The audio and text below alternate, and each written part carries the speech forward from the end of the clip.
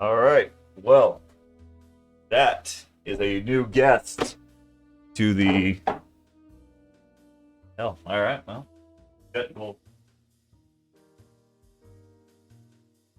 Yes. there we go. Try that again. All right. So, welcome into the Fat Beans Brew Laboratory. And as you notice, we have a special guest here tonight. One and only from the chat, JMCD. You may know him also as Baby Beans. Baby beans. Jimmy Bear Baby Beans is in the brew laboratory for a special show. We've been trying to air this show for several weeks now, and it finally all culminated, and here we are. So, we will be doing something a little special.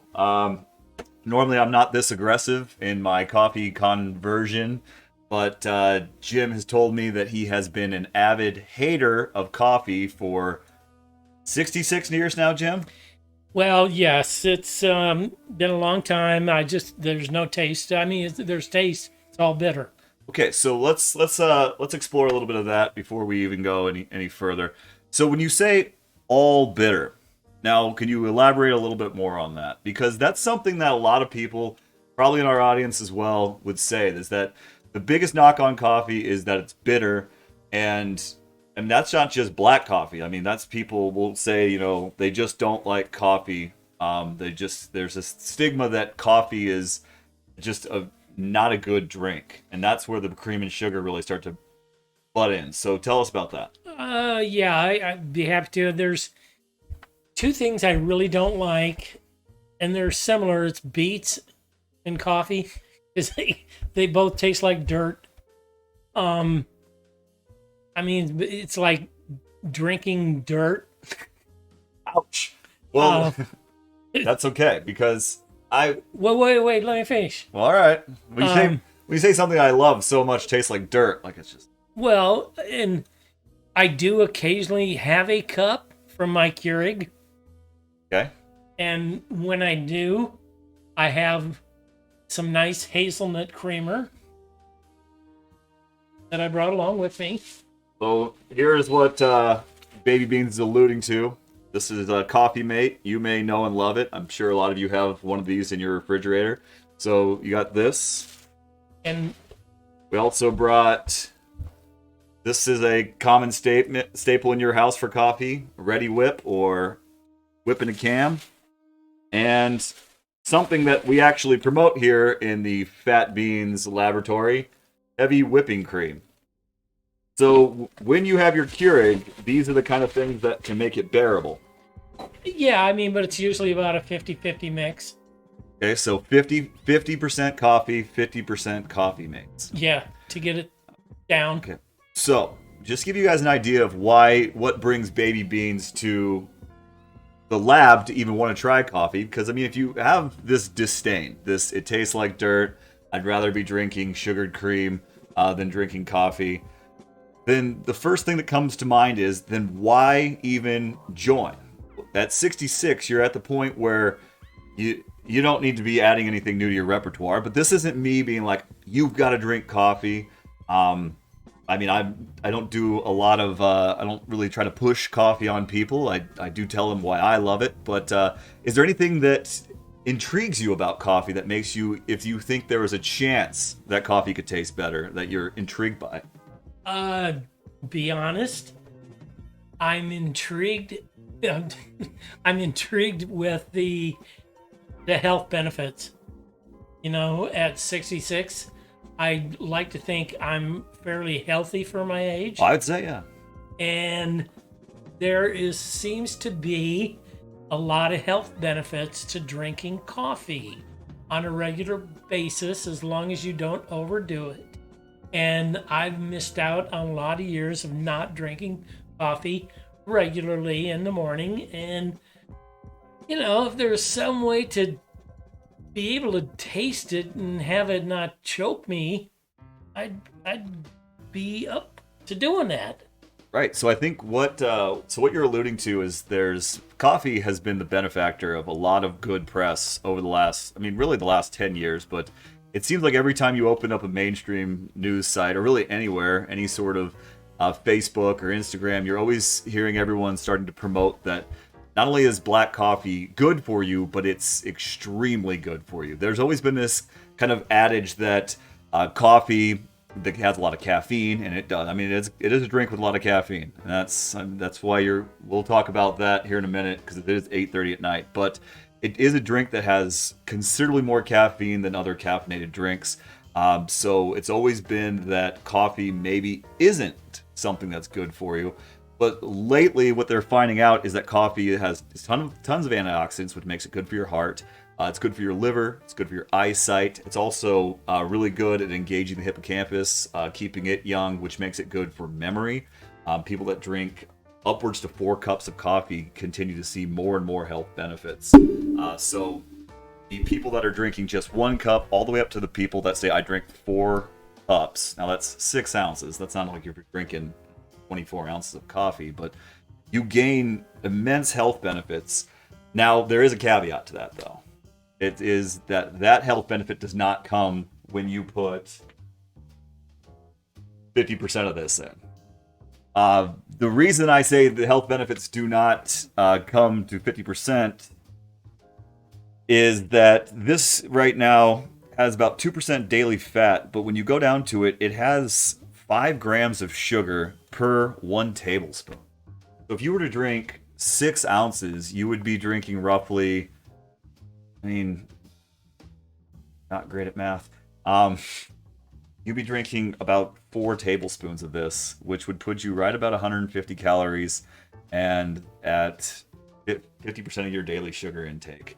So if you were to drink 4 cups of your coffee, it would not be good for you. It would actually be worse for you than soda. So although I do like a good little bit of coffee mate, the 50-50 mix, I would say, stay away from coffee. Well, that's probably why I probably have coffee maybe once, maybe twice a month. Now, can I go back? Did you say hippocampus? Okay, so what the heck is I've never heard that word before. All right, so hippocampus. Now think of it, this is what I tell my psychology students, think of it like a hippo on campus. That's pretty lame. But your hippocampus is a part of your, now gonna get a little sciencey here because science.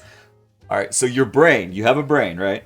You've been learning a lot about your brain lately. We won't. Maybe we'll go into that a little bit later. But your brain has several layers. It has lobes, the outer layers of your brains, and then it has the part of your brain, the lower brain, that's responsible for like heartbeat and eat and the important stuff. Then the middle part of your brain is called the limbic system, and in this system, it's controlling all of your major functions of your brain.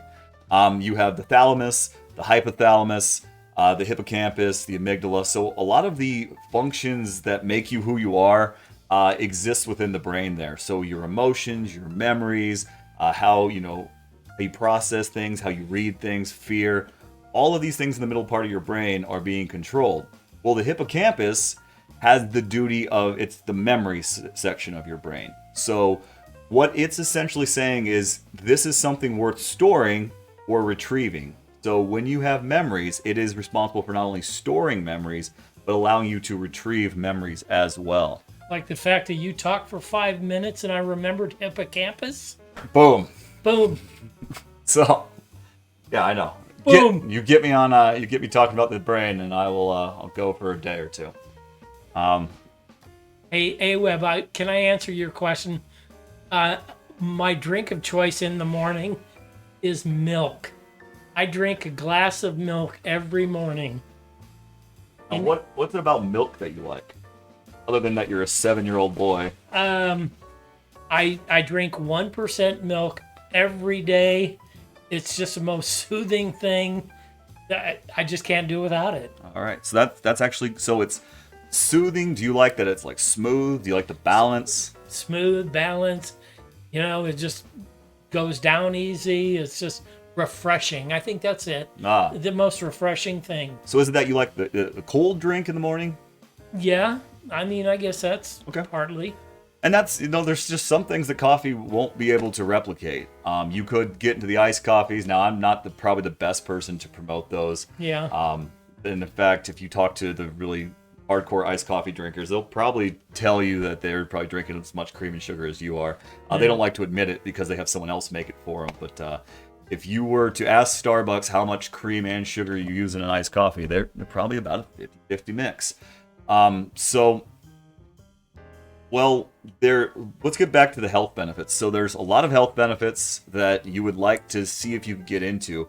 And the reason I said that maybe we can help you out is because just if you don't like coffee because it's bitter. Like, I've heard a lot of good reasons not to like coffee. I don't like it gives me heartburn, or I don't like coffee that it gives me the jitters. I don't like coffee there are some fundamental things that you can tweak with coffee, but if the only reason you don't like coffee is that it's because it's bitter, well, I've got really good news for you. You've been drinking bad coffee. And audience might say, how can he have had only bad coffee for 66 years? I mean, tell us about the types of coffee you've drank. Like, tell us your coffee experiences. Well, it goes back to my parents, with the old percolator kind of system thing. It goes back to, I remember when your dad was on talking about the old Navy thing that they used to do. They used to do that. It's going to the old drip coffee. My wife, Jeannie Lynn, MCD, she drinks coffee every day.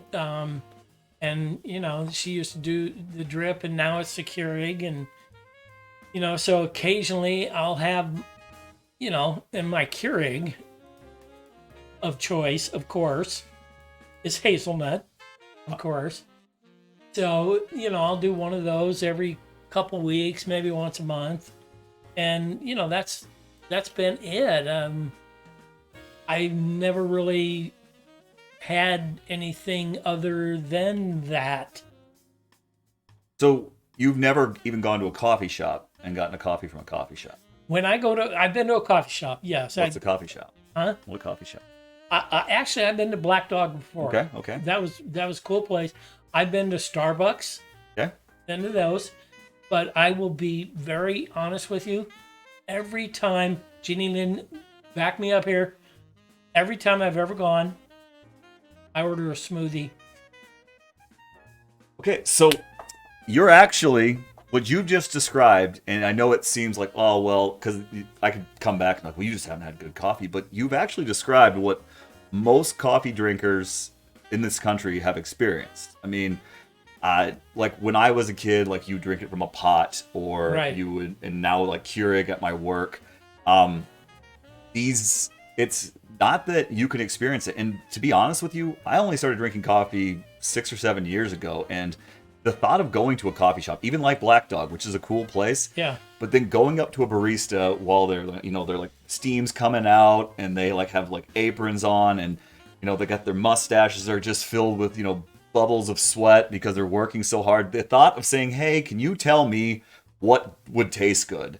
It was nerve-wracking. In fact, the first couple of times I went to a coffee shop, I would just order drip coffee, right, like stuff that I had only experienced, even though there was this huge menu board full of these coffee drinks, and I'm not going to give you the full, like, this and this and that. That's a whole nother show, but it's intimidating. Yeah. Like, and you probably saw a smoothie, and we're like, smoothie good, cold, refreshing, smooth. It's in the name. Yeah. But because of that, you've never even come close to a place where good coffee may have been served. So when I say you just had bad coffee, it's because you have. And if you only had bad coffee, you would assume it's bad. And bad coffee, there's few things that are less desirable than bad coffee. In fact, I started out with bad coffee, and I've slowly come to the point where I roast my own coffee in my basement because I'm trying to get as far away from bad coffee as I possibly can. It's a journey. It's that I drank Folgers, I drank instant, I drank pot. Yeah. And then as I started tasting just a little bit better, I started adding things. And then as I add things, I will immediately start to find that, wow, the flavors are not only going up a little bit, it's not like it's manageable, it's going up tenfold. Partially from that reason is I only drink black coffee. Now, do you want a little bit of history lesson here, Jim? Sure. Is that what you want on a Saturday night? So, And then can I give you one? yes, absolutely. Let me give you mine, Okay. and then I'll give you another one. But the coffee culture in this country has hit like what we would call, they call it waves, and it sounds kind of douchey, and it is. But you'll hear a lot of people talk about waves, and it kind of helps you understand where we're at, like with coffee, and how it's just within the last 10 or 20 years has the possibility for good coffee even happened. So since you built all your habits before you were probably 20 or 30, it's probably why the idea of good coffee has just washed right over you. So when we have coffee, the first experience with coffee in the United States was Folgers, instant pots, just cowboy coffee, pioneer coffee, just getting coffee from anywhere on a shore, cooking it up, getting the caffeine out of it, and that's it. Like, that's how my grandfather approached it. That's how most people ever approached it. And in fact, if you ever thought about buying coffee, it would be where you got it from a diner and they would continue to fill the cup up if you paid them a nickel. Or you would go to a cafe in the morning, you'd sit down with your cup and you would drink coffee and you talk with your friends. And really the coffee was more about just a hot drink to get you started in the morning. And that's most people, and that's probably how your parents probably drank coffee. It's how my dad drank coffee. It's how my grandfather drank coffee. He did that every morning. Well, that was the coffee culture in the United States, and it was much made fun of. And there's a lot of stories about like Americans and their coffee culture. Well, then Starbucks came around, and it brought in what's called the second wave, or like the Friends Coffee House wave. Starbucks really brought in this coffee wave, but it brought it to Americans by creating sugary, flavory drinks.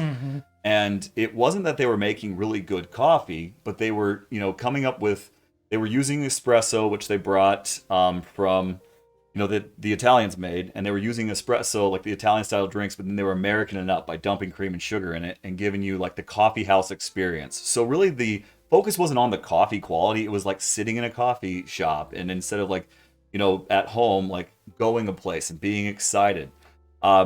This really pulled people to wanting to have the coffee shop experience. Well, then a lot of people grew up on that coffee shop experience and said, but the coffee still tastes like crap. And Europeans are saying that coffee could be good. That brought in a third wave of the small coffee shop, like the Black Dogs, or like the little coffee shops you see popping up.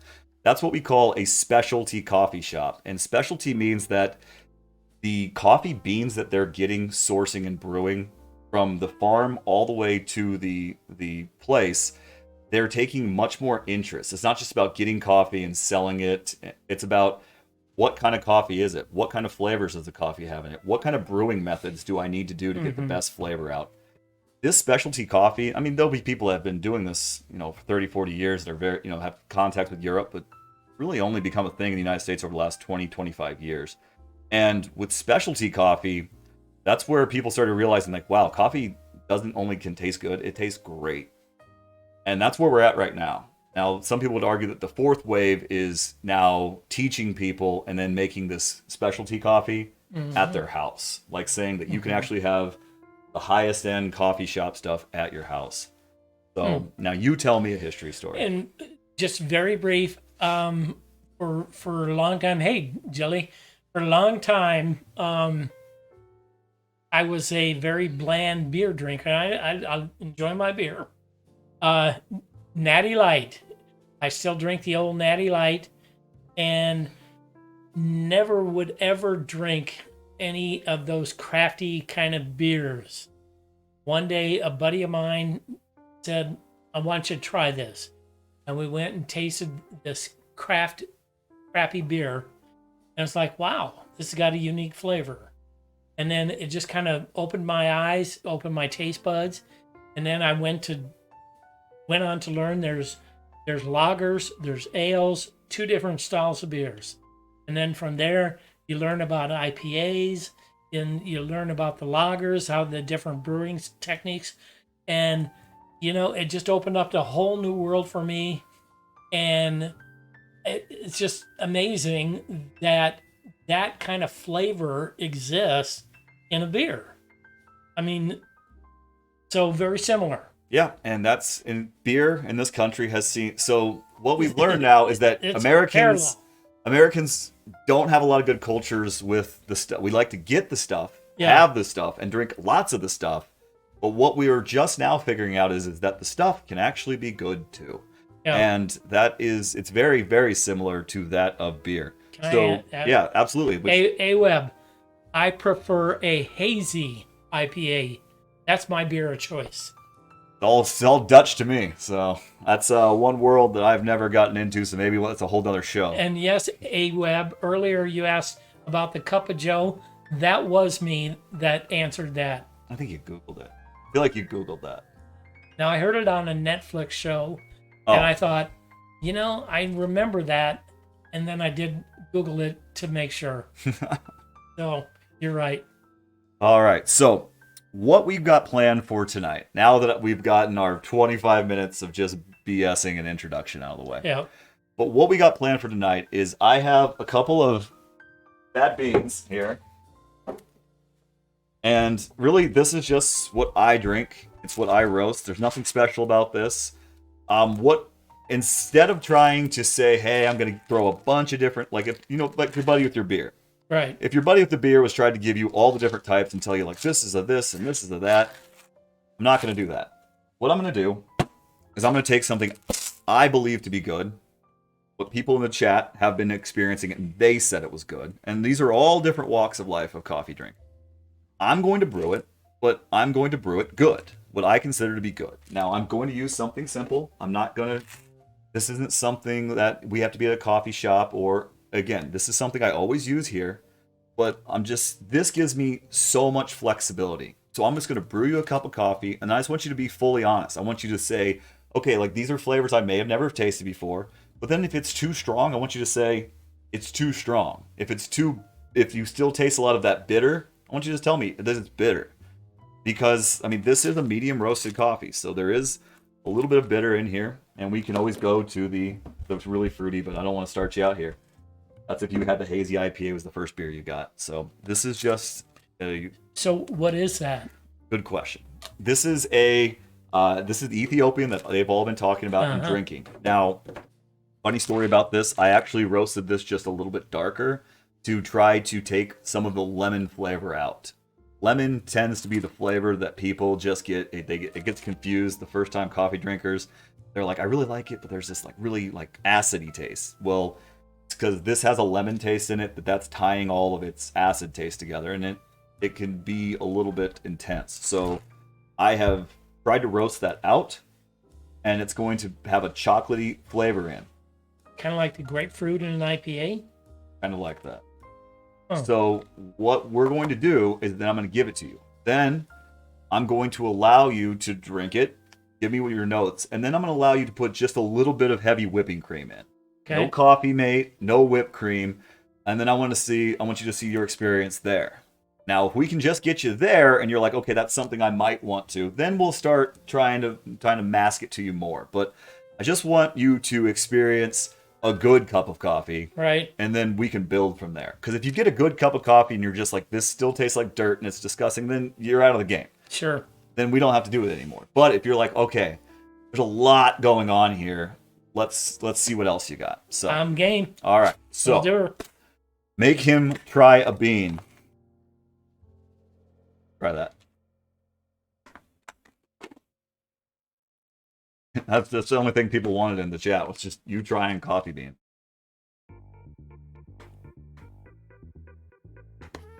All right, so what we're going to do, Bean Team, is you can continue to ask Baby Beans questions. Now, those of you that came in wanting to tap his real knowledge, there'll be plenty of time for that. But, yeah. So, what we're going to do, we're just going to do a standard AeroPress, something that if you've been watching us for a while, you've seen me do. 100 times. The bean tastes like dirt. Yeah. Do you taste any other flavors other than dirt? No, not good. You don't taste any other flavor. Taste this one and tell me if it tastes different. I mean, it may still taste like dirt, but we'll just test your palate here. Try that bean. Can I spit this one out? He's gonna be tough, everybody.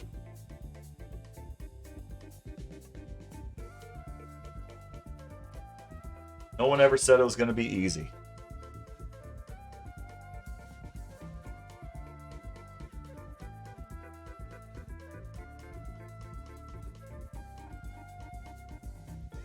Okay. So,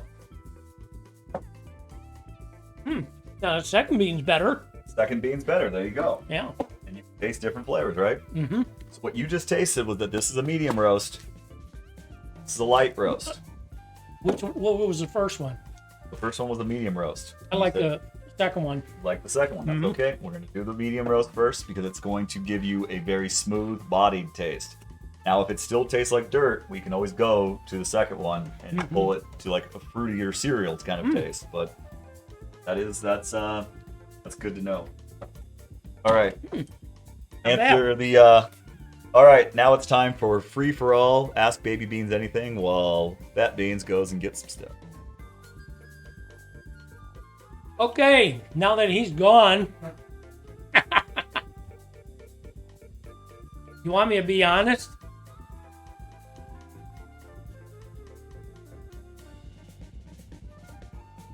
Woo! What can I tell y'all?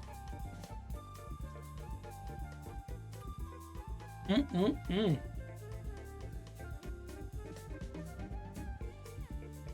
know we missed a lot of questions in the beginning there.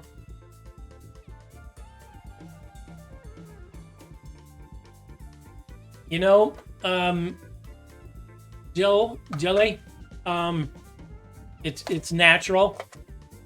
Kind of just feels like we're sitting here having a conversation. So, oh wait, we're flying by. Is there a way to stream back? No, that was the last one. Oh. You're right, it does get stuck in your gums. And it'll come back later, yep.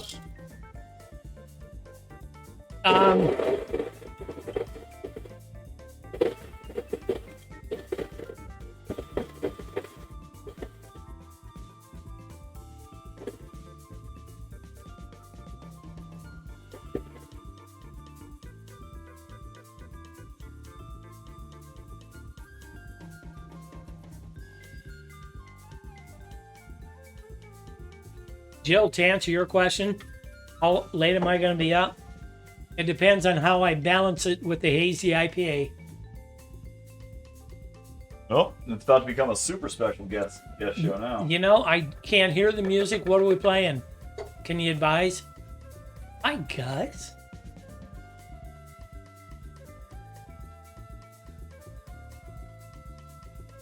Good night. We have a special guest about to join us. Planet. There he is, the man of the hour. Hi, everybody.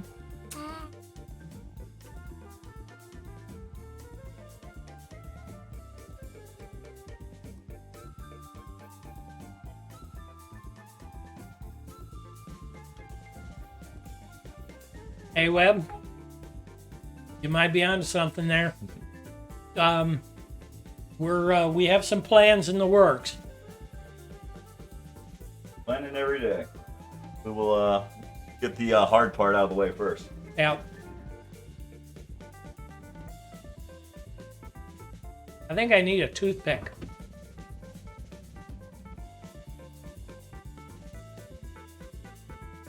You know, that second bean was pretty good. Also, got a couple of different brewing methods I can try.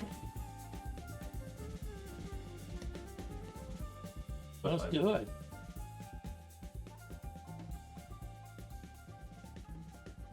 Bugging up.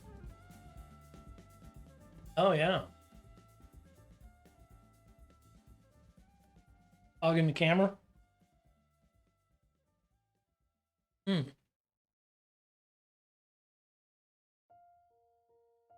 Also, for the true bean heads that have been with us since the start, that is a promise fulfilled. That is a sink in a working kitchen. Dad, if you had to drink coffee, what would you do? So if you had to drink coffee, well, so you didn't get the explanation. He doesn't know about you. Wasn't here.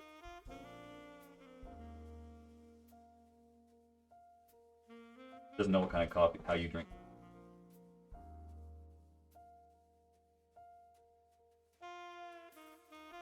So she wasn't here at the start of the show. Doesn't know that you coffee like. Oh, Joe, I drink coffee like twice a month, maybe, and usually pretty heavy with hazelnut creamer. Is that what you're asking? And it's a hazelnut Keurig.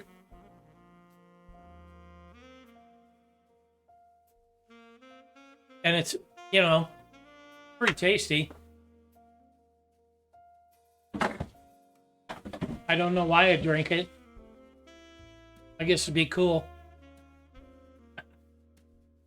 Full disclosure, we had. Did we have a blow up? Yeah. Well, it doesn't blow up.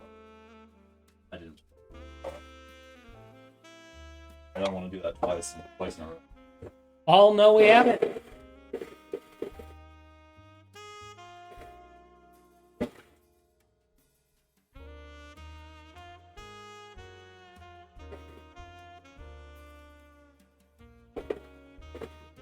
Oh. He just texted her about tasting like beets and dirt. Oh, no, we have not talked about brisket. If you have a question, send it.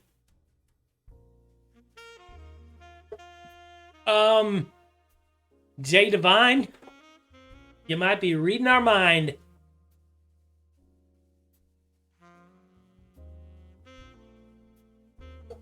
P. Brogan, do you have a question?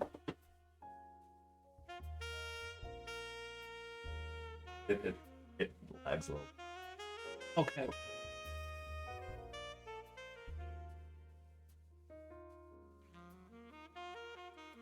Yeah, we have found some pretty cool things to do with coffee. Aweb, I like that question.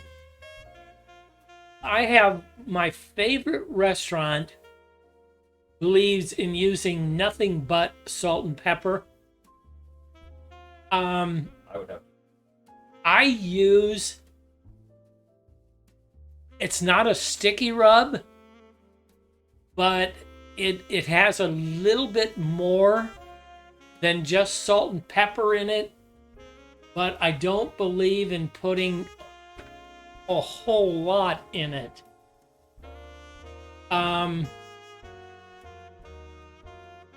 And I don't. And people starting to ask a lot about barbecue. Remember. My barbecue. I'm on a barbecue team. We used to cook competitively quite a bit. For I don't know, 15 years, something like that. I don't know.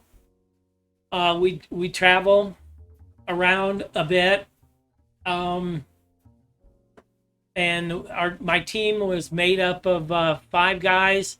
One of the guys has since passed on. And each of us would take a protein that we would specialize in. My specialty was ribs, and we did pretty well. We won some contests. We kind of got away from the competition circuit after a while. It was getting kind of rough. I remember there were mornings I'd wake up and, before we had sponsors and things like that, I would remember waking up on a cot in my sleeping bag and there would be frost on my sleeping bag. And it was like, you got to be kidding me. This is nuts. But, it's a lot of fun.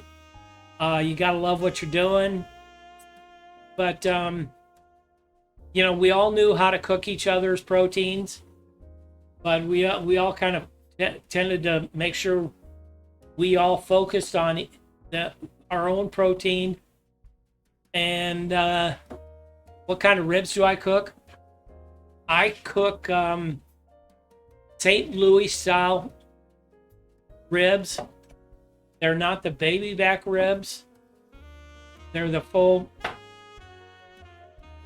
And do I use a dry rub? AWeb, honestly, I prefer a dry rub. But in competition in the Midwest, you have to go with what the judges are looking for. And in the Midwest, they are looking for a sticky, sweet finish. So that's what you did. But I really prefer just a rubbed rib, kind of like a rendezvous style, if you know what I'm talking about there. Do I believe in a dipping sauce, or should the meat be eaten by itself? That's where I'm saying like a rendezvous style. I do believe in a dipping sauce with just a dry rub. But in competition, no, you can't do that. Got to have a finished sauce on it. And that's where you go from doing a barbecue sauce to a glaze. All right, that was you filled really nicely. That was very impressive. You were giving the people what they wanted. The people just were heavy on you once you open up the vault. So we're gonna let you guys mine all the BBQ knowledge that you possibly can. We will be talking about the coffee barbecue future here in a minute once we've done some coffee tasting. We have been talking and collaborating, and I think it's going to create something pretty cool. Also, just keep dropping barbecue questions in for Baby Beans, and we'll remember them. We'll squeeze them in. If you don't get one of your questions answered and you want it, just keep putting it in the chat. I mean, we're all pretty friendly here. So, can I say one thing? Yeah, absolutely. One thing I think is always keeps bringing me back to coffee. I'm smelling it right now. Coffee smells so good, and whatever you did, it smells awfully good in here. Yep, and that's where coffee is. It's not just a flavor thing. That's why when you say it just tastes like dirt, I'm like, well, there's a couple of things we can do to kind of really bring you minded. Now, this is a very medium. Oh, it's very mellow. Oh, there we are. It's now this might not cure your love for coffee, but this is it's very plain. There's not a lot of other things going on in it, but it's just a smooth cup of coffee. So I just want you to sense the smoothness, drink it. Do you normally smell it first? Oh yeah. Like a fine wine? So while you're smelling it, when you're testing coffee or tasting coffee or scoring coffee, the first part is you waft it in your nose. So as soon as the hot water hits the grounds, which you just smelled, that is the first. Then they will actually let it cool for 15 minutes before they'll even taste it. So they're actually tasting it again the first time. The coffee's gotten very cold. So the smell is a huge category of the score. Smells good. You swirl it like wine? I mean, you can just to cool it down. Good coffee actually starts to build flavors as it gets colder. So that coffee will start mellow, and then as it gets cooler, it'll move to like a tea lemon taste. And I challenge you to continue to taste it. But bad coffee, as it gets colder, gets more bitter and tastes worse. Specialty coffee tastes different. Wow. So full honesty, that was just a... The first flavor that hit me was lemon. Okay, yeah. I mean, That's tried... amazing. Yeah. It's not dirt, though. No. It was not bitter. Okay. It was not bitter. That's crazy. Yeah. And I'm being this not for you guys. This is just between you and me.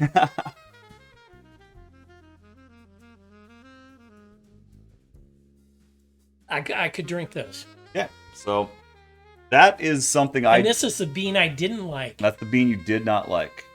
I drink that every day, or something that alludes to it. I like the lemon. I like that it has like it's got, First thing hit me was lemon. but it still has like a very like it's still very coffee. It doesn't taste too much like tea. It's not thin like tea. I would not need sugar in this.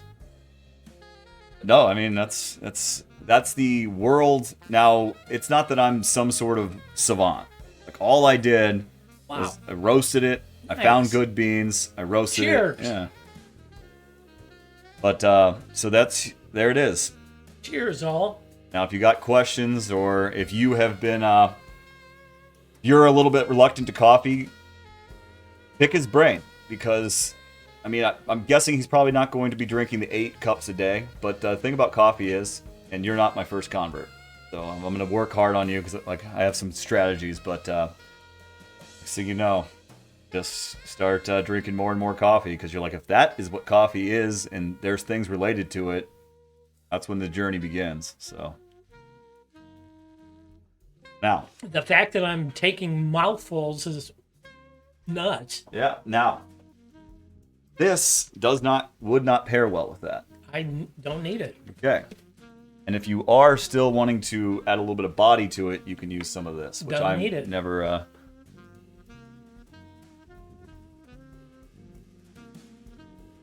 Brian, you need a cup of King Joe. Is that like something I should name it, or I don't know? Like I don't know. What's King Joe? I'm gonna need some elaboration. Is King Joe your dog? Everybody like my mug? That's first time that mug's actually getting coffeed up. Yes, I do like it without creamer. So Very now, much. does that remind you of when you had that beer?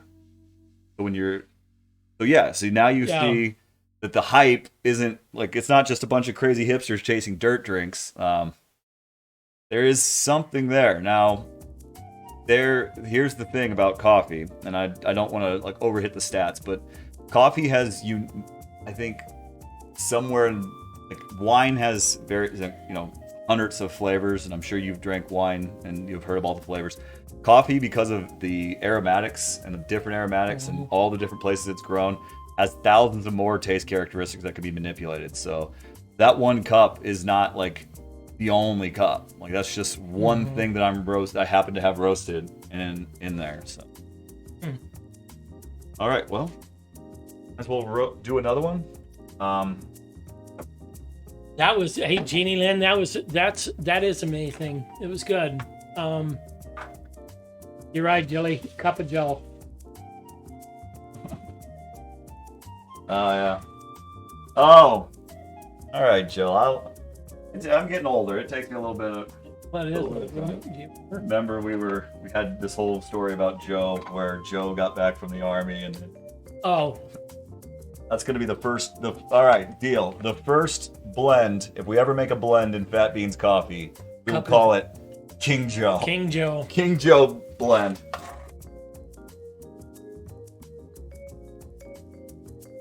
Good. Good. So I have not tried this coffee yet, so I'm going to make one for myself.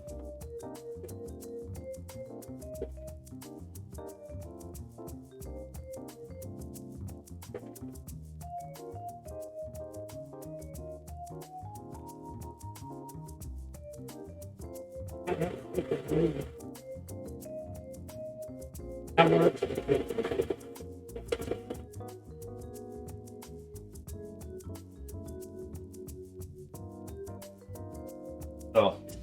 So will I be bouncing off the walls here pretty soon? Oh yeah. That's Sweet. I don't think that's your last one. Well, I'm almost done. Alright, see. Yeah, that's and that's what a lot of you at home have been drinking. So if you're trying to wonder what he's got, those of you that I've given some samples to, that is the Ethiopian. Now I did roast that a little bit longer, just to balance the cup out a little bit. I was a little So let me ask you this. You know, when I see black coffee at home, it's kind of like clear, black. This has got a little cloudiness to it. Yeah, I mean, so that's because of the brewing method that I did. Yeah. The AeroPress tends to be a little bit cloudier. I like hazy IPAs. It might Remember have that. a little bit more particles, probably not, but drip coffee is going to have the worst extraction. So it's going to get the least amount of particles into the overall cups. Yeah, so P. Brogan, you do bring up a good point. Normally, I suggest everyone that drinks my coffee waits 3 days. The most of the CO2 is lost within the first 12 hours. In fact, 60% is lost, but 30% of the CO2, the total CO2 in the coffee, will not go until that 12 hours. So you do not want to drink coffee immediately after it's been roasted. In fact, 3, 4, 5 days where the aromatics really start to kick in. I do drink my own coffee when I'm taste testing it after 24 hours. That is when coffee is, by the standards of specialty coffee, that's when it is tested. It's tested 1 day after it's roasted. So when I'm testing my own stuff, it will still develop in flavors, but what I'm looking for in a coffee, I can start to grab after 1. Hey, Joe, I like it. Hazy brew. Named tons of coffees that I have no ability to make yet. Good thing starts with a name, though.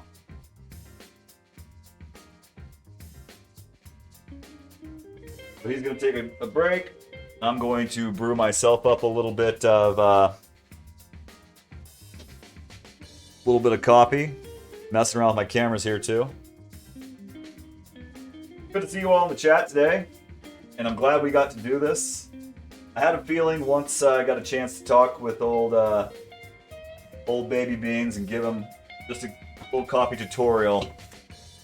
Having a feeling maybe we could get him to experience a little bit better coffee.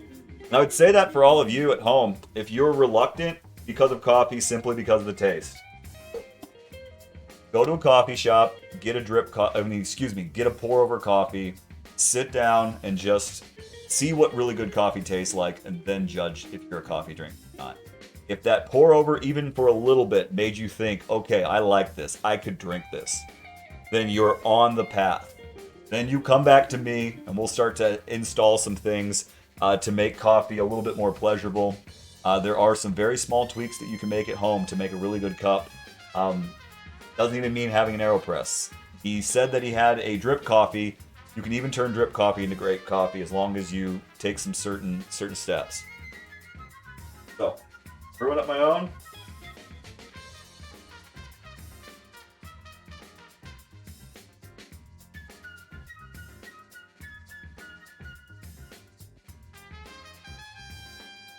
This is the Ethiopian I made last night. So, as Pete Brogan pointed out, it's not, I would never let one of my products, I would never suggest that somebody trying to drink coffee for absolute pleasure go before 3 days. But in this case, I can allow for it to be tasted by me because I'm pretty sure I know what I'm looking for in this coffee.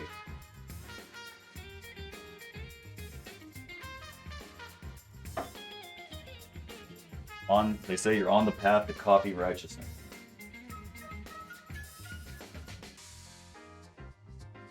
If there is some unique taste, I think benefit.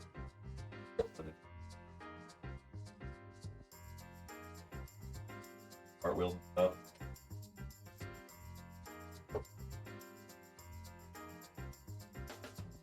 On the path to coffee righteousness.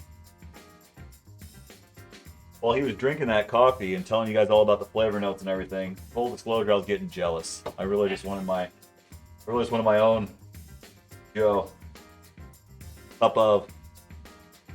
Have we converted Baby Beans yet? Well, when he gets back, I'll let him fill you in himself their vegetable beer. In the house, want to know if Got you riding. If we got you on the dark side, riding the smack train.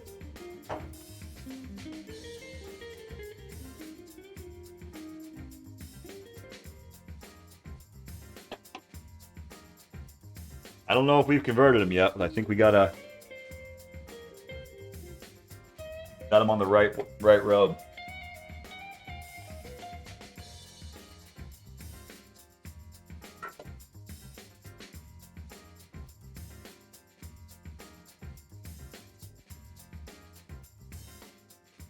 Nice sink. I know, right?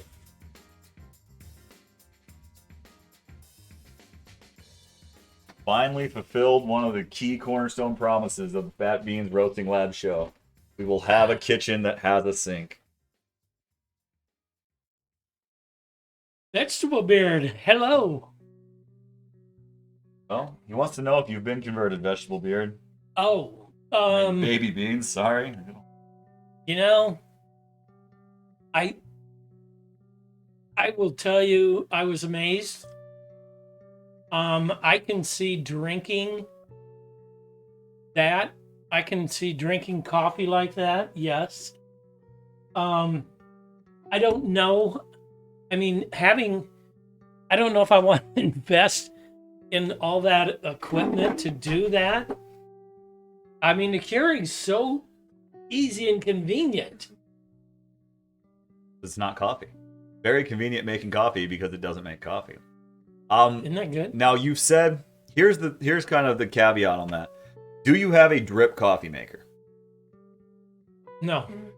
Well, luckily you can go to anywhere on the planet Earth in the United States and get a drip coffee maker. And most of the people who try my beans or even try specialty coffee, the only thing they're ever going to drink them on is a drip coffee maker because it's not as convenient as the Keurig. Because Keurig's not coffee. Like, that's like saying, this is convenient coffee. This yellow water, and this probably this is as much coffee as Keurig is if I were to put caffeine in. That looks like pee. So this little splash of, yeah, it does look like pee. That's basically what Keurig is. It looks like pee. No, but that's as far as it goes. But a drip coffee maker, something that very, very American. And I'm not going to pull percolator out here because that's kind of complicated. But if you buy fresh beans, meaning you're drinking them within a week or two, anything after a week or two, then we'll turn them into barbecue stuff. They don't need to be used anymore. You're grinding the beans yourself, which I know that's the scariest part. And this machine, if I told you how much this cost, you'd be like, no, I'm not ever doing that. And that's kind of like when we start talking barbecue, we'll probably run into similar divides. But a $12 flat blade grinder from Target, any local grocery store, will grind you up good enough for your drip coffee. Put water in it that's been either filtered water, so not water directly from the tap. So this water here, you'll notice I brought this cup in. This is just water I filtered upstairs. So I did not use my sink water for it because it has been filtered. Now, eventually I will put a water filter down here. And it doesn't need to be much, but just filter out the caffeine and really just any harmful particles. What's a pour over? Get there. Oh, That's actually, I should have brought it. okay. That is all you would need, and make sure you have enough. Hi, Haley. Hi, Haley. So,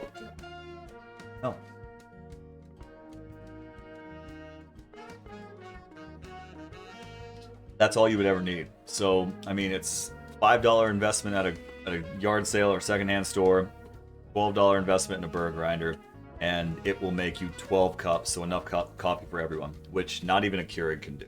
So, if that is your one reluctance, is the setup. In fact, this costs $30, and I swear by it. It's my favorite type of coffee. Steve Rogan brings up that was good. Steve Rogan brings up a really good point. There's a thing called a Chemex.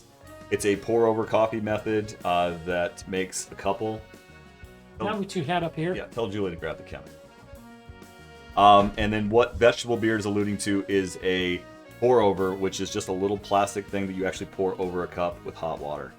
So that would probably be, I'm not going to suggest that to you. That's a little bit outside of your comfort zone. We'll bring the pour over master back down here again. We're working on, Kyle Ross and I are working on another show. Cool. But Cool. really for you, I would just say that a drip coffee maker with fresh beans, good water is all you would ever need. And then grinding it the day you want to drink it. Which, that's why I say Keurig's not coffee, because it misses every one of those markers. And you can't change Keurig. So, you said don't have ground beans just in the, can I store them in the freezer? If they're already ground, Yeah. nope. As soon as you grind up the beans, they start to oxidize. And as soon as they start to oxidize, all the acid flavors begin to turn into like putrid flavors. Because as you've seen, if you've left like things like your marinades out for too long, they start getting putrid. Right. The more you expose, the more that putrefaction happens. And that's why I say don't even drink beans after 2 weeks. And then the only flavors that are left are the smoked burnt flavors in the chocolate, and that is with the bitter. And in your case, that would be the dirt flavor that you're getting. So every cup of coffee that you've had up until that cup is because it's been old and it's been ground and it's just been dirt, because that's the only thing that was left in there. That's how I knew you never had a good cup, because you've never been able to experience. So those Keurig little, That's not even coffee. I don't even, because I mean, those things have been sitting in there for months. yeah, I mean, it's not coffee. It's really good at making Keurigs. Here's the Chemex. Thank you, P. Brogren, for the great Christmas gift that you gave me. He says Mr. Coffee is a great drip maker. Yeah, it's America's great contribution to coffee, not because Europeans even would be caught dead using them, but Yeah. it makes a solid American cup of coffee, which you can have similar coffee to that. Hey, So. I'm in. Also, let's say one last straw. You got $15. This is called a French press.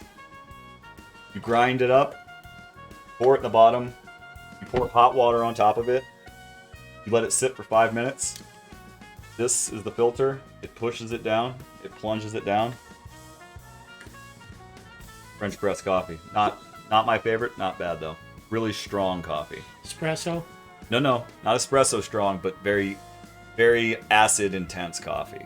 But French press, and that's why French roast is almost burnt, because they try to burn off all of the acid.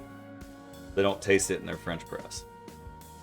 Haley, yes, he was here for a moment. Did miss the Gus drop in, so welcome into all the new viewers. This is Fat Beans Roast Brewing Laboratory. This is the infamous from the chat JMCD, or as I call him, Baby Beans. I think we're on the road to conversion, in the sense that he just had his first ever after 66 years of good coffee. And after your first cup of good coffee, tell the people again, what do you think? I'm quite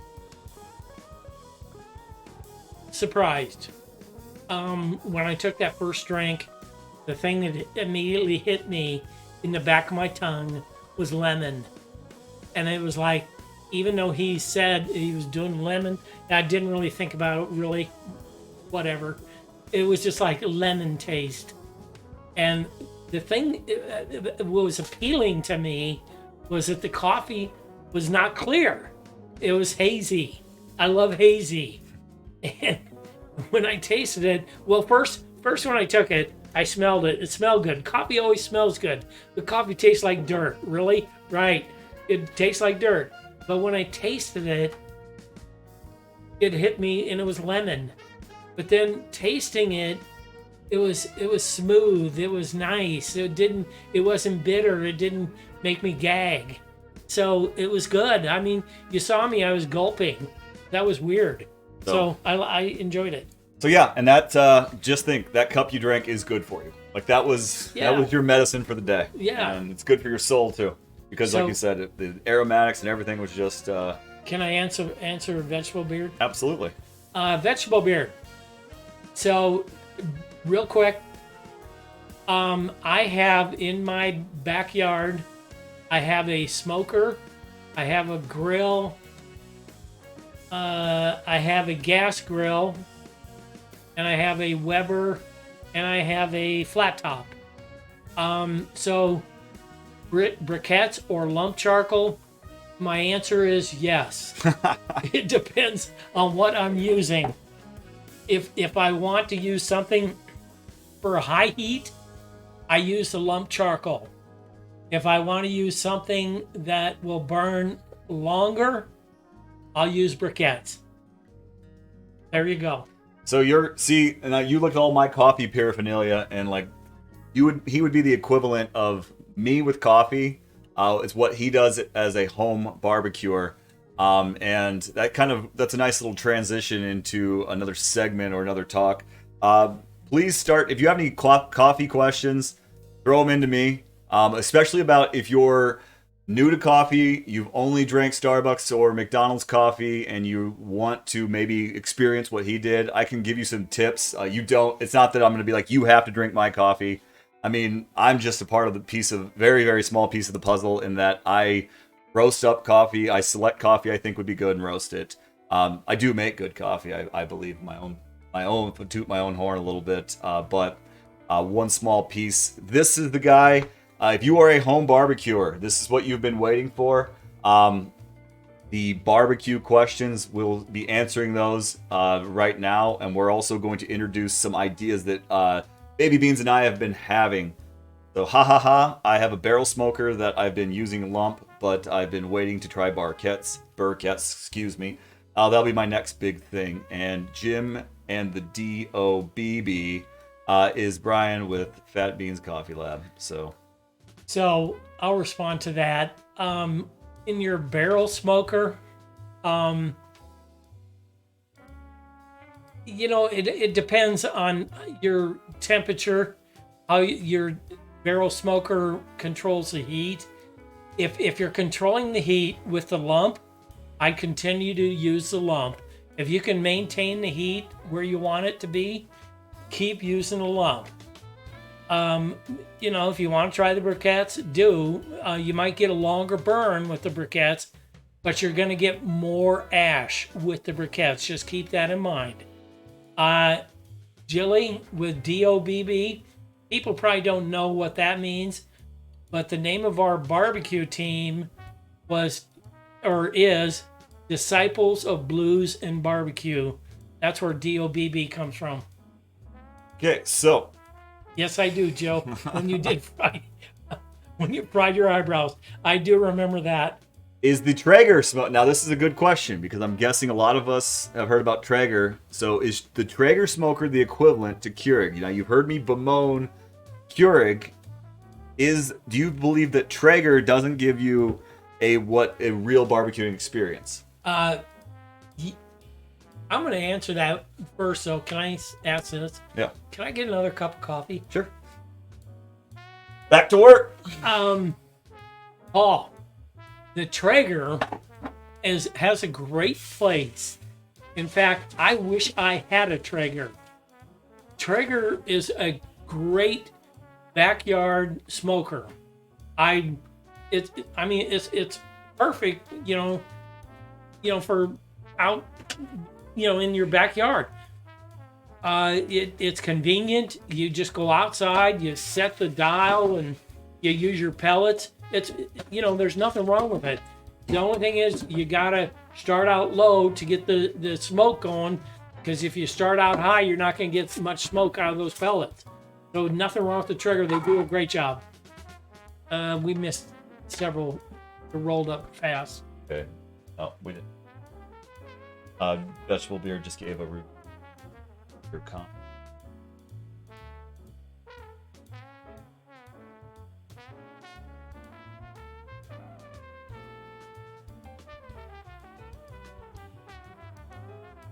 Feels very happy about another cup of coffee. Yeah. So what you're trying to say is that the Traeger is kind of like the drip coffee maker then of coffee. Yeah. So if you get good meats, you get some good pellets, and you know how to use it right, the Bingo. Traeger is good. A lot of it depends on the cut of meat.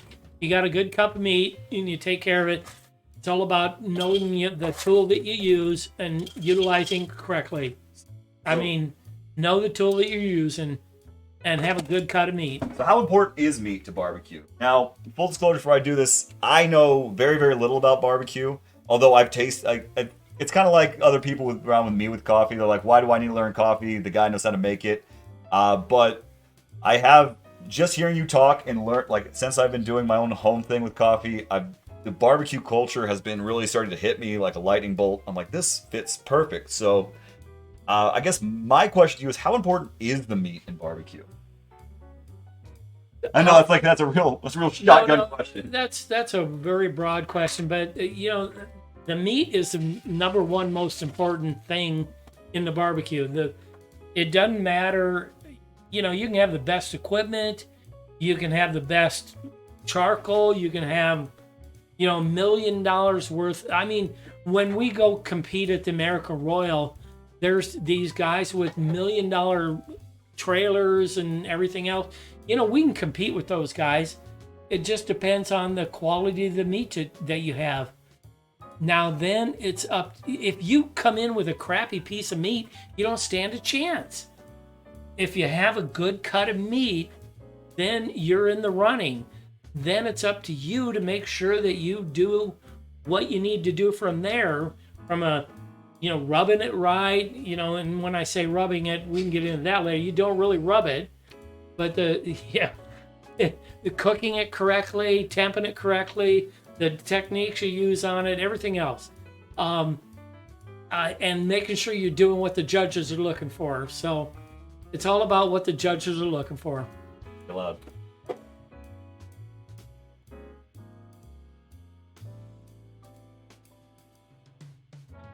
There was something else up earlier that...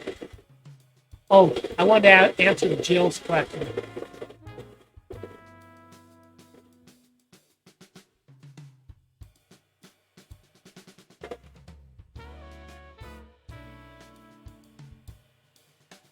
So, Jill, to answer your question, what's the best barbecue I've ever had? From a restaurant commercial standpoint, I think Q39 is the best I've had restaurant-wise. But I remember one time, this has been years ago, I was at the Lenexa barbecue, just walking through there as, just being a fan, walking through, and walked up into this place, and this guy offered me a rib. And he said, hey, try my rib, and AWeb, you'll like this. It was a dry rub rib. And he said, tell me what you think. And I ate this rib, and it was the best rib I've ever tasted. And to this day, I'm still trying to replicate that. So that was the best I've ever had. Now, best barbecue that I've ever had, even though nobody cares, when I went to Memphis, Tennessee, now it wasn't Rendezvous, it was just a kind of a backwater place. But I'm a big fan of the dry rub because their pulled pork, and it was pulled pork sandwich, dry rub was, I've never had anything else like it in my entire life. Yeah. So Vegetable Beard, you kind of know what you're talking about, it sounds like. In competition, I do a modified 3-2-1. And if I'm doing the spare ribs cut to St. Louis style, I will do a 3-2-1, but it's more like a 3, 1.5, half, but I cook them hot. And instead of a 325, I cook them at 375. And that has resulted in I've done pretty good there. And I'll stop there. See if that makes sense to you. It's all French to me. Now know how I feel when I start spitting my my coffee lingo. Feel kind of bad. So, what's your favorite meat to barbecue? Pork, chicken? Love that beef? question. I love that question. My favorite meat to cook is brisket. And the reason is because it's, for me, the most challenging of it. And it's a fickle piece of meat, and it is a pain in the ass. Number one, from the preparation of it, from the having to trim it, do all the trimming of it. You have to know the different muscle. There's 2 different muscles on the brisket that you have to be able to identify. Yeah, vegetable beard, you're right. And the other thing with brisket, that is where you want a good quality piece of meat. If you can get a prime brisket, and that's great if you can get that. But then be able to trim it properly, and that is a art as well. So let's see what we're getting here. A lot of brisket. I would have a guess that a favorite to cook. What's your favorite to eat? Again, brisket is my. It's funny when you cook at these contests. And we're at these contests for 3 days, and and my thing is ribs. So I'm cooking these ribs, and we all get around the table and we all sample, and taste our stuff, and we all know what looks good, what to test, and what to try. The last thing I want to taste is a rib. My favorite to eat, not only at the contest, but out at a restaurant, is brisket. So, you're right, P. Brogan. Pickle. So I thinned that out a little now, bit. is this different? Well, I brewed a little. I did a different recipe just to. It's the same Ethiopian. Mm-hmm. Same coffee, but I can do. Are you going light on me because you think I'm going to be too wired? It's not. Caffeine's the same. I just I just pulled a little bit of that, what I was considering to be the bitter. Added a little bit more water in that brew because you said you liked the lemon. I wanted to see if you liked that. I did. Woo! Tart. So Tart. there it is. Tart. Too tart. See? No, it's good. You can. I like that. That's one of the better things about the AeroPress and the pour over, for that matter, is that you can mess around with different. I mean, that doesn't even taste like coffee. Cool stuff with coffee. And don't take this wrong. It's almost like a tea. Mm-hmm. That's what I did. So I figured I'd do the second one. So when people say that coffee kind of can taste like a very light, that would be what people in pour overs are going for. Traditionally, they're going for a very light. They don't want a bold body, which is different brewing methods, but they can go light. Yeah, this is, and it's not as hazy. And it is much thinner. Yep. So I just did more water in the overall extraction phase, and I was able to craft that. And there's like I said, there's 100 different methods you can use for the AeroPress. Really, and there's 100 different ways that people swear by pour overs, but that's kind of why people get into the more technical stuff, because they can change that. Yeah. And that's what I drink. Like I said, I drink that more like that in the morning because it kind of wakes me up. It's more like it's refreshing. And you did say you like the milk because even though it's a hot drink, I figured that would be something there. Do you want me to leave that hazelnut here? Oh, I think that can go rest in your fridge. Well, now we still have a big hill to climb in the form of Jeannie Lynn McDonald. So, Jill has a question for you. So, is this the same medium roast? Yeah, that's the exact same. It's this medium roast Ethiopian I did, and I did it medium just because I was trying to chase away flavors. But Ethiopians are classic with having a lot of flavors. Wow. So, I guess back to the barbecue. Whoa. Cracked my mic there. Back to the barbecue. Is it low and slow or hot and fast? um, hot and fast, the relative term, is kind of the way the barbecue circuit is finding success, and it's not necessarily fast, but it's hot. It's not necessarily cooking at 320 or 225. It's 270. Did I say 325 earlier? I meant 225. I cook at 275 where I used to cook at 225. If I said that earlier, I meant 275 is where I cook the ribs at now.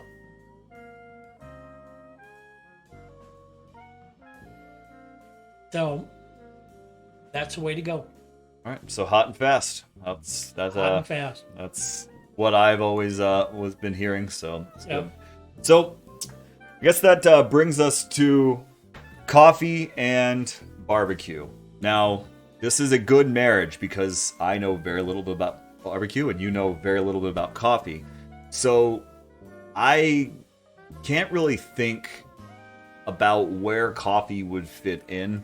I do know that it can have like a smoky taste, but if I were just to go and get a coffee, I would need to know a lot more about the meat, the cooking, the fat, the other spices, everything else that's going into it, marinades, the need for acid, and that's kind of where I'm a little bit reluctant on that.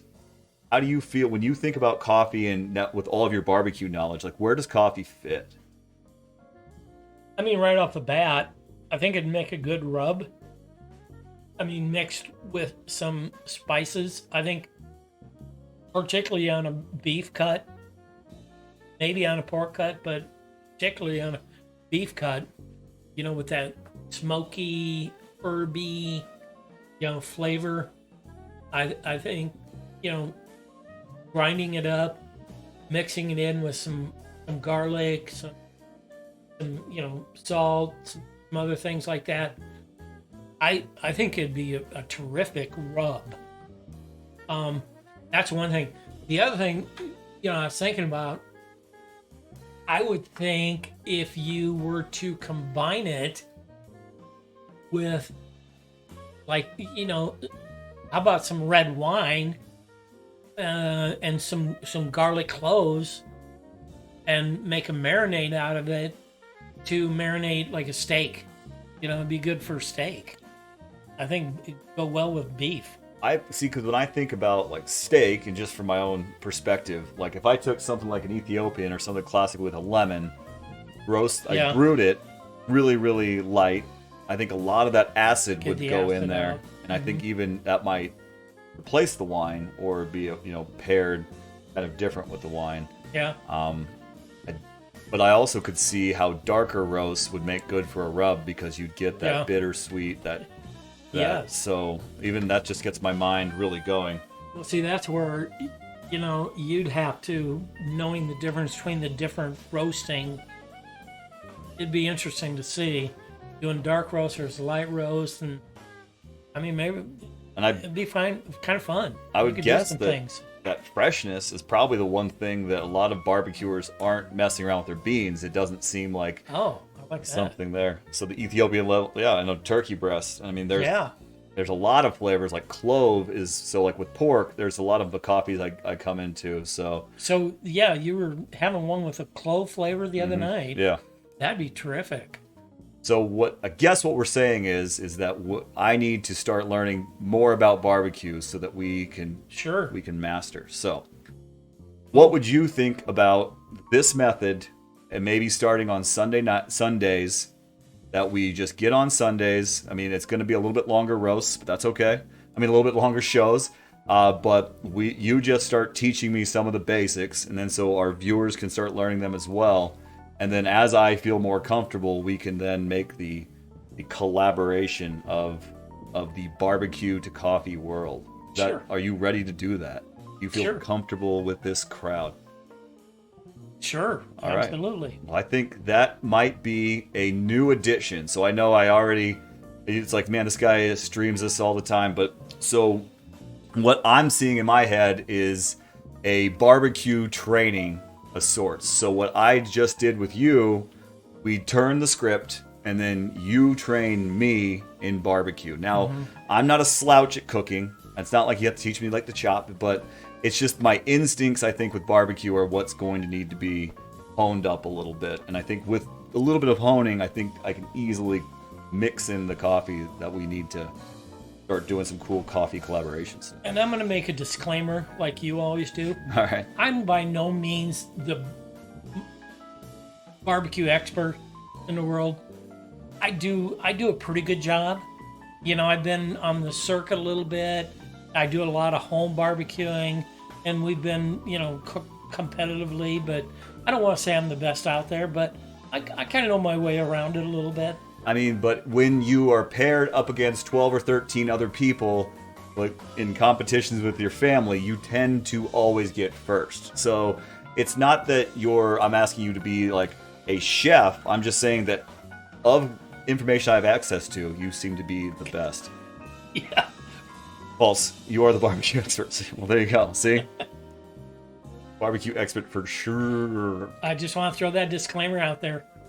Well, I mean, we'll always do the same thing, but I think if we can get our heads together and get our instincts, and at least we'll That'd be able fun. to, I think with nothing else, like I always say, if any of you chuckleheads want to kind of learn along with me, because that's what it's all about. It's not about being a master. It's not about making restaurant quality food. It's just about just getting better at doing things on your own. And that's always what my thing about coffee, what drawn me to it. And it sounds like barbecue seems to run in the same, kind of with the same run. And and I've got other ideas of maybe not just limited to barbecue, that there's some other ideas that maybe we could do not just with barbecue, some other concepts. Cooking. Well, hey, I think I just wanted you to get you down here. Really, what I wanted to do was just to trick him into teaching me everything he knows. But just to get you down here to see if you're comfortable with it, because I mean, it is. I'm happy that you want to learn. I appreciate that. Well, yeah, that's my big brand. So Sunday Kitchen Coffee Show. Are you ready to burn off your eyebrows? Oh, they're pretty bushy. I don't know if that's kind of my only nice thing I bring to the stream. It's not my overall handsomeness, but I do have some bushy eyebrows. A little nervous. So I guess before we take off, because wow, we've put some stream time in. Nicely done. But wow. Now let's make sure we open it up to the chat for a little bit of Fat Beans After Dark with Baby Beans. So if you've got any random questions for us now, we'll take those for a little bit. Oh, that's for Bill. Maybe we can learn the difference between bread and pastries. Yeah. I got a real tongue lashing from Julie. She's like, pastries aren't bread. We yelled about it for like 20 minutes. So you won that one, Jill. Pastries aren't bread. They're bread.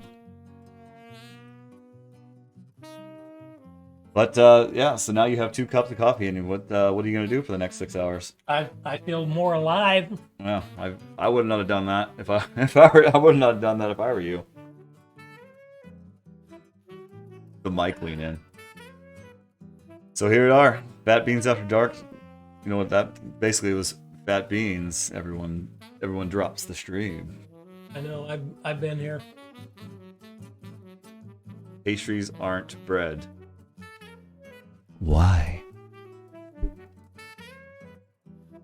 No, we're not going to get into this. This is if Fat Beans After Dark just becomes us yelling about those. I think we beer bongs. Well, that would have to be Baby Beans beer bongs. Well, Fat Beans has to keep it 100. Jimmy Mac, what song are you going to play first to dance to tonight? That's a good question. What's gonna get you on the boogie train now that you've had 2 cups of coffee?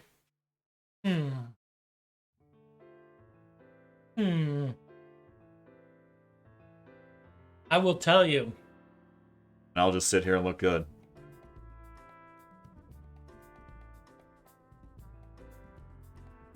Thick.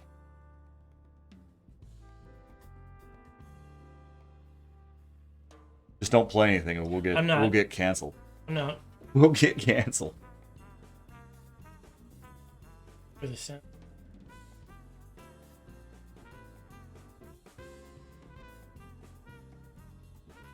Will Jeannie Lynn McDonald 10 stay awake to dance with you?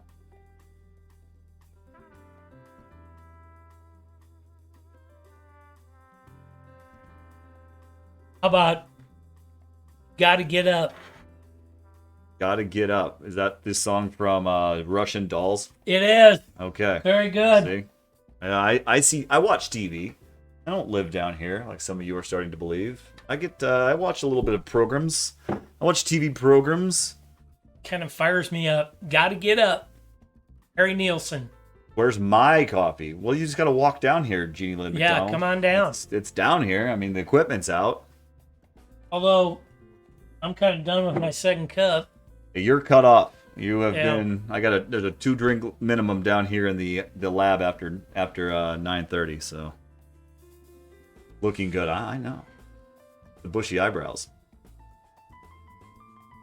All right. Well, people didn't sink their teeth into Fat Beans After Dark like I thought it would. So, all of you're safe on that. Maybe it's because they don't want to open up with. They don't want to see what's inside that soul of yours. They don't need. Yeah. They've gotten so used to bad things in their life. They don't want the sunshine that you can bring them. Maybe it's because I'm older and mature. I could live down here, and I got a toilet here too, but it's not great. It's Board good. games. Hey, Vegetable Beard, have you ever heard of Yam Slam? We play that all the time. Yam Slam. It's a terrific game. So Yam Slam, I will give it my okay endorsement. Not bad at all. What games do you all have lined up? I don't know. My game's gonna be. I got 2 kids. I'm just gonna go to bed because I'm so afraid of them being awake. Yam Slam. I'm looking it up. Yeah, you can't. I don't know if you can find it at the Mustache Wax and Board Game store. You can order it online. It's worth it. You have to go to the Amazon, and I'm sure, being you're of the mustache variety, you guys probably boycotting that though too. If you like poker and Yahtzee, you'll love it. Well, I think we had a pretty successful show there. Yep. So thank you very much for coming in. I'm glad we finally got it done. I'm glad that you now have a new perspective on coffee. Glad all of you guys got to see somebody other than me for a change. That must have been a treat. I will be roasting again Monday, Wednesday, Friday, and we will be. Gotta get up. Gotta get up. And we will hopefully have some news about the Sunday cooking show or Sunday kitchen show. It's running through my head. I'm relying on you because I mean, all I said, like I can run knives, but I just don't have the inspiration yet. Good. What do I have against mustaches? I can't grow one, so it's purely mustache envy. It has nothing to do. If I could have a beautiful long flowing mustache with a big twirly twist, I might have one of those. I might even like let it out, but by all means I can't. So it's purely envy. I'm feeling fired up. Baby Beans is feeling good. So if nothing else, drink Gotta yourself a get cup up. of coffee. Gotta get up. You could be feeling this Gotta way get too. up in the morning. All right. Well, I'll just have to send him home. All right. Well, you guys have a good night. I will hopefully see a lot of you next time, but thank you for coming in. Thank you for spending your Saturday night with us. And as always, stay caffeinated and Thank you, Jill. Enjoyed it. Out.